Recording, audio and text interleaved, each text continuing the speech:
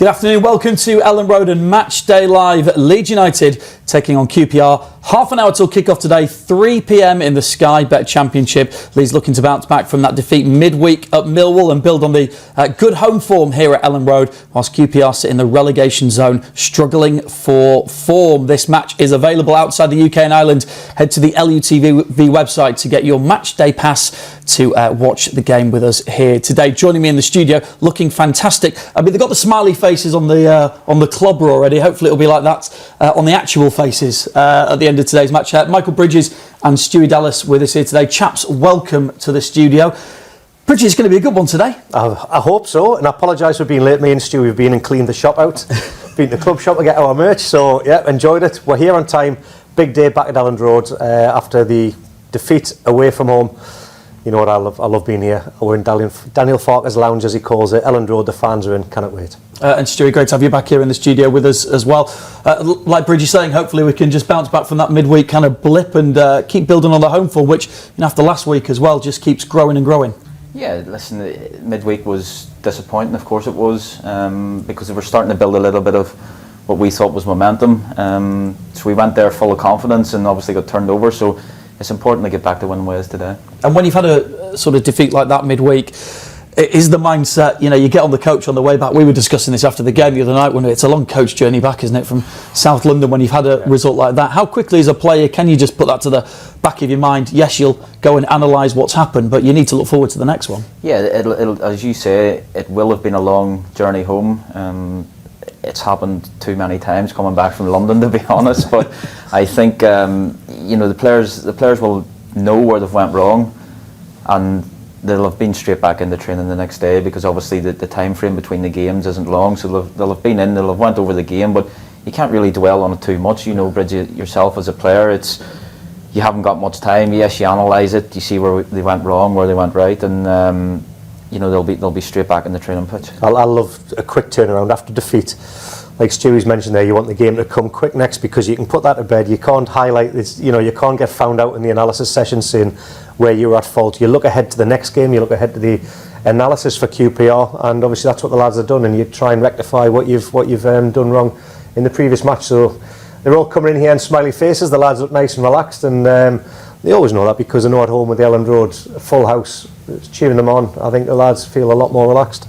Yeah, you can see the players getting ready for today's game. It is a big one, of course, the last one before the international break in November. That Millwall match, just to touch on that for a moment more, the frustration may be for the squad and for the management as well, that we kind of knew what Millwall were going to set up like. They kind of did exactly what they'd done in their 3 previous games, which is sit, wait to have possession in the 30% kind of area, try and get a set-piece goal. They'd have 3 1-0 wins coming into it, and they did exactly the same, and they kind of turned us over in the same way. Everything we talked about before kick-off on this show came at the forefront. The lads would have known that. They do the analysis during the week.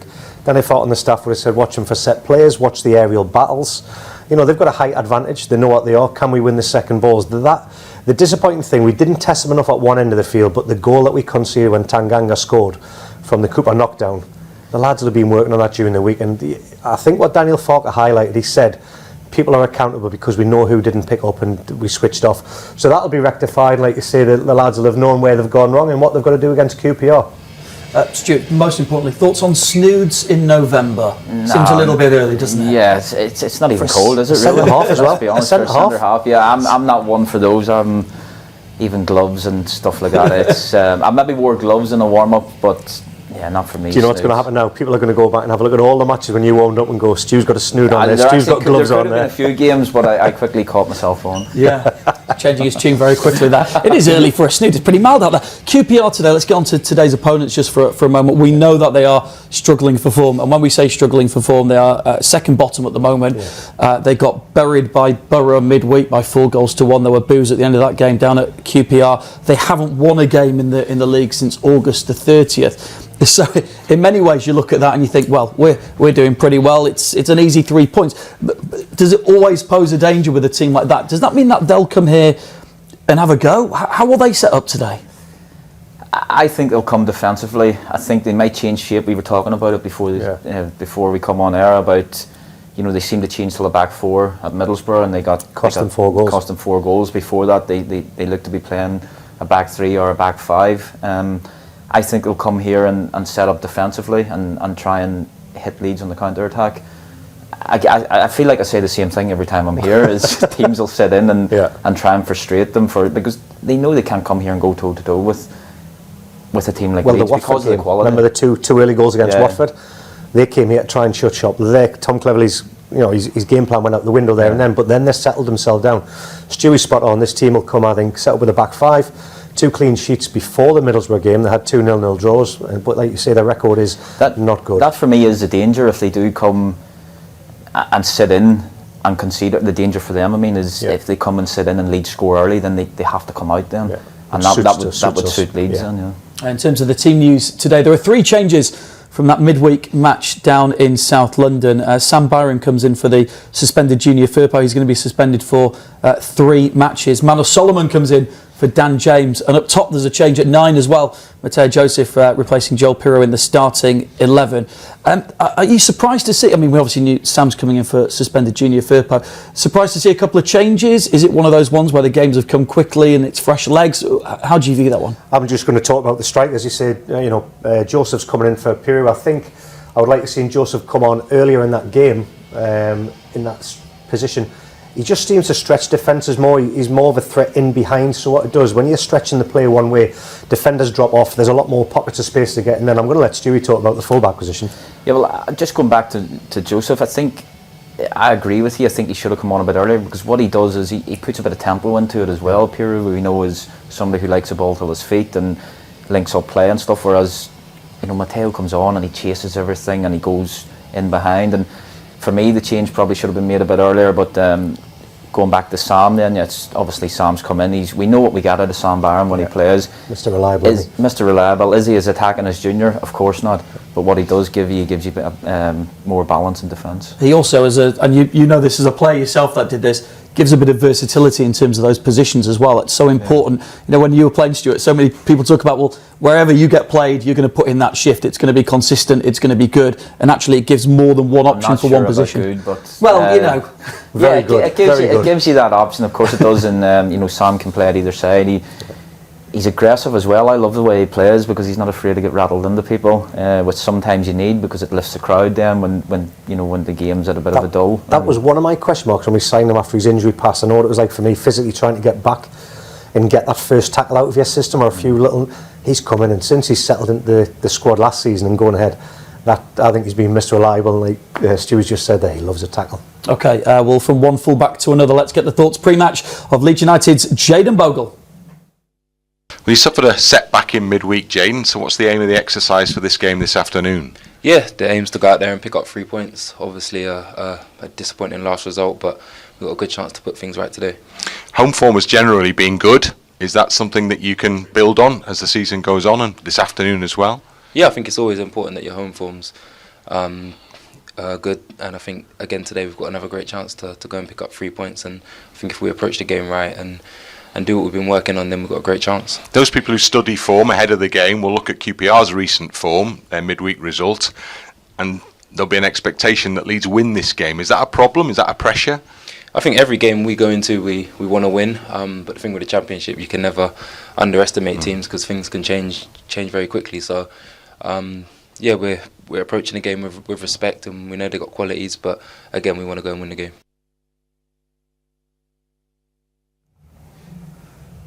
So the thoughts there of Jayden Bogle ahead of today's match against QPR, of course. Let's just reflect for a moment on that midweek performance, as much as you want to put it to the back of your mind as well. Leeds going down 1-0 at Millwall, which was disappointing given the form that we were going into that. It ends that unbeaten stretch that we were on as well of 8 games, which is frustrating. Let's just take a look at the goal and the way that game panned out, because it was a disappointing goal to concede, wasn't it, Stu? Yeah, listen, we talked about what Millwall would bring, and we knew set pieces was one of their big strengths. Leeds actually, when you're playing against somebody like Cooper, you obviously you can keep the line high so that when they win first contact, that they have to get on the second ball, and there they did. But if you see the free kick, Millwall are actually clever because they change the angle for free kick.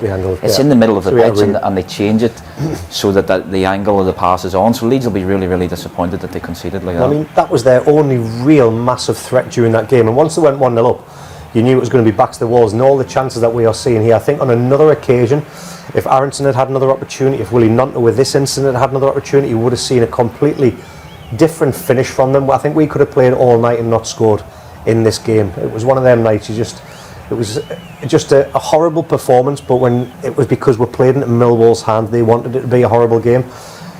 However, I think at home with the changes that we've got, these chances are going to be converted, because that was the only moment there where Willie Nonto went near post. I said to you first half, Rich, in this game there was a couple of chances where there was nobody making that near post run, and there was a few passes that were played in there from Dan James and Aronson where we didn't attack in the right areas. Second half we did, and we had a few things, but we were just not hitting the target or testing the goalkeeper. So a very, very frustrating night. Let's put it to bed. That was an offside goal, and we move on, and let's put it right today and get plenty of goals. We all watched that, didn't we? We were like, that's not offside, until we saw that extra replay. We're like, that is offside, definitely. We're not going to... We did this the other night. We gave some credit to Millwall the other night, but it made us all feel very uncomfortable, so we won't do that again. We'll just leave it where it is. Can I just ask you a question? And this might be a really stupid question, but you guys have played football and I haven't played football professionally. So I'm stupid. Set myself right up here, haven't I? Why does that sometimes happen? Because Daniel Farkas talked about a ruthlessness in front of goal. The game against Plymouth, bam, bam, bam, 3 goals in the space of 10 minutes. Plymouth have an expected goal of 0.00 was the stat, and we just go and we just take those chances and take a team apart. And on another night, it doesn't happen in front of goal. How do you explain those things? I can't. We'll move on. Brilliant. I think I wouldn't say it's a mentality, but when I was watching the game the other night, it just seemed like we lacked urgency. We played like we were either winning the game, or we didn't play like we were behind in the game. Where keep the ball moving quick and play with a purpose. And I don't know. Sometimes that just happens in football, and it's hard to put your finger on it. But again, you see the chances that it actually was created there. I think there was a lot of stuff on social media after the game that it was a really, really poor performance. We dominated the game in terms of possession. The opposition box. And you see the chances. The goalkeeper never really had a save to make. But there's one time there, Dan James, he overhits it if he just slides it across the front, and that's in them circumstances. You've just got to be a wee bit more ruthless. Just be calm. Yourself and being inside the box. I wasn't that far forward at times. So I don't really know. I can't guarantee you that's the last stupid question I'll ask you today, but I'll at least try and make it. It's your 5th of the season. Thank you, appreciate it. Right, let's get the thoughts of the Leeds United manager. We were talking about him speaking about ruthlessness in front of goal. He's been talking after that defeat at Millwall, and about the preparations ahead of today's game. But obviously after the game, a short meeting and give them my first impressions also. That they also have the time also on the travel back also to overthink some things, and also to watch some scenes back. Perhaps already was a long travel, so just back in the middle of the night. So I think the players were in bed around 3:30 this morning. So it was important to send them obviously pretty quick to bed, that they had at least some proper sleep, because it's a quick turnaround. And we met then around lunchtime today, so a bit later than normal, so that they had a bit time to sleep. And yes, had a post-match analysis, was showing some scenes, speaking about a few things. Recovery session for the players who had many minutes, a proper session on the pitch for the players who were not involved that much. Yes, and right now we're preparing also for QPR, because also tomorrow we have to show some videos, some clips what QPR will do. So we just have one day to prepare. So for that will be a long evening also here at Thorpe Arch, but no complaining about this. It's a championship. Wherever we play and whenever we play, we want to win the game. So our claim is always to play in order to win the 3 points. But we're also always respectful. I think it's a fair assessment to say that QPR is normally really pretty much a possession-based side. They're struggling at the moment due to some injuries of key players. I think that's the biggest problem for them at the moment. So for that, they are of course not in the position where they want to be and expected them to be after a really good second half of the season last season. they're quite often fine margins. And if key players are out, it's sometimes also difficult. Obviously, they will be disappointed with their last result and will try to show a reaction. But on the other side, you have to say so they've won more points on the road than in the home games. Also, the last 2 games before the Middlesbrough game were 2 clean sheets against Burnley, against Sunderland. So it's definitely also a side who knows how to defend, and they will make our life again difficult to go and lead, and especially to score the first goal is always a big challenge in this league, and we need to be on it. And again, they have one more day to rest, and not one more day, but also 2 more proper nights to rest, because on Tuesday they played at home at a proper night, yesterday a proper night, while we were just being back here in Leeds in the early hours of the morning. So no excuse, but it's also an explanation why it will be another difficult game. And in this league, you can't underestimate one situation. We won't do this because we know how good they were against Burnley, how good they were against Sunderland. And these are also 2 proper teams, so we have to be at our best again. And of course, I want to make sure that we are successful on Saturday and Saturday evening. Hopefully, we are then also there with more points, and hopefully also like at least on Saturday evening back in the top 2. This is what we want to do, especially in the home game. The thoughts there of Leeds United manager Daniel Farke. And Stu, give us an idea of what the players will have done after that game at Millwall. He said getting back in the early hours of the morning. We've got this game here today. We know what the Sky Bet Championship is. It's no surprise to anyone that the games come, 2 a week, and you've got to get from place to place. But when you do have a journey back like that, what's then the preparation between then and getting ready for this game? Yeah, the preparation is they'll have got back, as the manager touched on it there. They'll have got back late at night, and they'll have come in on Thursday probably around lunchtime or 1 or 2 o'clock, just to give the lads a bit of time till sleep. And then they wouldn't have done much on Thursday. I think he's touched on it basically, where the players who didn't play will have done a little bit. And there's not much because if it's a Wednesday. They'll have done analysis. They'll have showed them some scenes from the game, and then Friday they'll have done team shape and got the legs going yesterday again. But this is key. This part of the season's key because we know what comes after this last international break of games come thick and fast. Christmas is mental. Christmas is crazy period. So this is where the team at Thorpe Arch will be working morning, noon and night to make sure the players are ready. And this is where the lads that have got families have got to have really families that are supporting them, because they're never going to see them. It's travel, game analysis, rest, recovery. But wouldn't change it for the world. They're the days I miss. This game here today against QPR, they are of course really struggling. No win in 11 league games, like we said. August the 30th were the last one. In fact, before that defeat to Borough, they had a couple of 0-0 draws with Burnley and Sunderland, 2 teams that are right up there, and you thought maybe there's some sort of turn in the corner, but then a really big defeat for them midweek. How does that change the approach? You can't be complacent going into a game like this. That's what I mean, Stuart. Just having a look at the analysis of the lineups in them games. So when they've got the 2 0-0 draws with Sunderland and Burnley, it was a back 5. Obviously, they're going to sit in and not allow them and try and nullify everything. Middlesbrough must have gone a little bit different at home. He's gone with a back 4, 2 midfield, 3 attackers, 1 up top, and it's completely backfired. They got beat 4-1. So I think they'll shut shop again here. So just going through it with Stewie there, the actual 5th, right, with shots on target for a team that are ranked 23rd in the divisions for goals scored. So we were saying, where are them shots coming from? Are they inside the area or are they outside the area? And the guy that's got the most is Jimmy Dunn. 10 shots on target with 1 goal. Well, he's a defender. So that just shows you where the shots are coming from. Yeah, they're going to be a threat.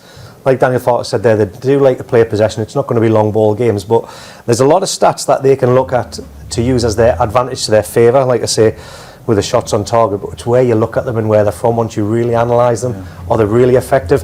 They're not going to come here and try and go and score goals. They're going to try and nullify this game and come away with a draw. From their defender to one of ours now. Let's get the thoughts of Pascal Struijk, who's been talking about the squad and ahead of this day's match against QPR. Disappointing result on Wednesday. How would you assess that performance? I would say dominant on the ball majority of the game. We're dominant away from home, getting to the final third. Only that's the thing where I think yesterday we did lack a little bit of quality in the final third. So that's when you don't score in these games, it's going to be tough. First defeat in 8 against the informed Millwall side, so I'm guessing confidence is still pretty high. Yeah, I mean, I don't think it's a reason for us to drop confidence. they've obviously had really good results in the last few games, so we knew it was going to be a tough game. But there's a new game again in 2 days, so we are ready to bounce back from a loss. It's only the second one of the season, so I still think there's no need to be desperate or in trouble. We just keep looking to the next game and then make sure we get the 3 points on the weekend. How much of an advantage is it that the next game is so quick? Yeah, I mean, in this league, I've said it multiple times, the games come thick and fast. So especially when you play so often, you get in a good rhythm, and we just have to start it up again on Saturday. What's the key to a reset after a defeat? Well, just to bounce back with a win. That's as straightforward as it is, but I think we need to continue the performance that we do, because we're at possession, we were really good with the ball, and further, we have to be a little bit more clinical in the final third. A further advantage is Saturday's game is at home. How much does that impact you in the dressing room going forward? I mean, when we play at home, it's always like we have an extra player in our team. The fans at Elland Road, they're amazing. They always help us so much, especially when we start off hot, like we have in the recent games. So, playing at home is, of course, an advantage when we have 37,000 people, supporting.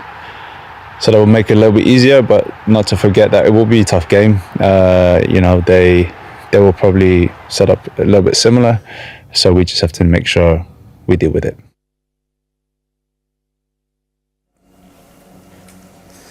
There you go, the thoughts of Pascal Struijk, and that is the key, I guess, Stu, isn't it? It's starting another run now, isn't it, and getting that bounce back, or whatever you want to call it. So how is this going to go today? Is this going to be the day that the new run starts? Yeah, I think so. I hope so. I expect Leeds to win today. How they do it, I don't really care, but I expect they're going to dominate the game, and they've got to be clinical when they get the opportunities. That's a key word, clinical. Stewie's mentioned it, Pascal mentioned it. Clinical back at Elland Road, 3-0.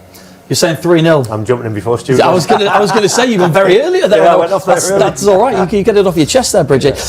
Stu, go on, give us a score prediction. 2-0. 2-0 Leeds. All right, a clean sheet. Hopefully, that'll keep Pascal happy, and hopefully 3 points for Leeds United to get a new run underway. It is a big game today. Of course, it is the closest game for Leeds United here at Elland Road to Remembrance Sunday. There are going to be some pre-match ceremonial items happening as well. To talk you through that, and with your commentary, of course, for today, will be our commentary team of Bryn Law and Tony DeRigo. We are just around 6 or 7 minutes to kick off. We'll head over to the gantry with them in just a moment.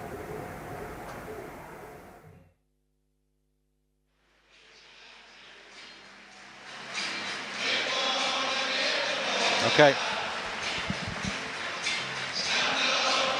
So Leeds United and Queen's Park Rangers emerge from the tunnel below, and on a misty, murky Saturday afternoon, the two prepare to do battle in the Championship, with Leeds one of those sides pushing at the top end, and QPR one of those sides currently struggling at the other end. Often, though, as we've seen so many times in the past, the Championship can be something of a leveller. So Leeds will not be taking this one for granted. You've heard all the discussion in the build-up there about some of the stats that still seem to potentially favour Queen's Park Rangers, even despite their recent poor run of form and the midweek thrashing they suffered at the hands at home